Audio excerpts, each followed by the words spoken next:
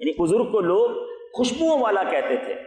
وہ بزرگ ہر وقت خوشبودار اور مہکے رہتے تھے، لوگ ان کے قریب آتے انہیں خوشبو آتی تھی. یہاں تک کہ وہ جس راستے سے گزر جاتے وہ راستہ بھی مہک اٹھتا، وہ راستہ بھی خوشبودار ہو جاتا. اور جب داخل مسجد ہوتے تو ان کی خوشبو سے لوگوں کو معلوم ہو جاتا کہ حضرت مسکی رحمۃ اللہ تعالی علیہ تشریف لائے ہوئے ہیں.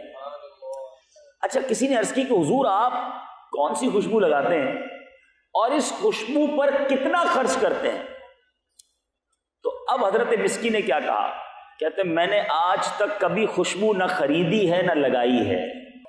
ایک روز ایک بڑھیا نے کچھ قیمتی کپڑے نکلوائے، پھر بزاز یعنی کپڑے والے بزنس مین سے کہا کہ میرے ساتھ کسی کو بھیج دو کہ جو پسند ہوگا انہیں لینے کے بعد قیمت اور کپڑا ہم واپس کر دیں گے. گھر لے جاتے ہیں مختلف کپڑے اور جو چوز کرنا ہوگا چوز کر لیں گے. اب وہ کپڑے کے جو تاجر تھا اس نے حضرت مسکی کہتے ہیں میں نوجوان تھا مجھے بھیج دیا اس بڑھیا کے ساتھ.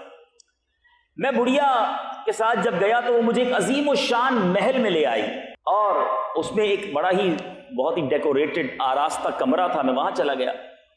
کیا دیکھتا ہوں کہ زیورات سے آراستہ خوش لباس ایک جوان لڑکی تخت پر بچھے ہوئے قالین پر بیٹھی ہے. تخت و فرش سب کے سب زرعی ہیں، ڈیکوریٹڈ ہیں. اس قدر نفیس تھا کہ میں نے پہلے ایسا کمرہ کبھی نہیں دیکھا تھا. مجھے دیکھتے ہی اس لڑکی پر شیطان غالب ہوا. وہ ایک دم میری طرف لپکی اور مجھے برائی کے لیے آمادہ کرنے لگی، بے حیائی اور بدکاری کے لیے آمادہ کرنے لگی. میں نے گھبرا کر اس لڑکی سے کہا اللہ سے ڈر، مگر اس پر شیطان پوری طرح مسلط تھا. جب میں نے اس کی ضد دیکھی تو گناہ سے بچنے کے لیے میں نے ایک تجویز سوچی. ذرا غور کریں میرے جو نوجوان یہاں بیٹھے ہیں، آج حال یہ ہے کہ نوجوان گناہ کرنے کے لیے موقع تلاش کر رہا ہے. ایسے جگہوں پر ایسے اڈوں پر جاتا ہے جہاں بے حیائی اور بدکاری ہو، اور اس با حیا اور خوش شکل نوجوان کو آفر کی جا رہی ہے بے حیائی کے لیے، بدکاری کے لیے. دیکھنے والا بھی کوئی نہیں، کمرہ بھی بند. مگر اس نوجوان کو خوف خدا کیسا تھا. کہتے ہیں کہ میں نے اب ایک تجویز سوچی، اب کیا کروں؟ کہتے ہیں میں نے کہا کہ مجھے استنجا خانے میں جانا ہے، مجھے ٹوائلٹ میں جانا ہے. اس نے اس جو شہزادی تھی اس نے آواز لگائی، بہت ساری کنیزیں آ گئیں. کہا کہ اپنے آقا کو بیت الخلاء تک لے جاؤ.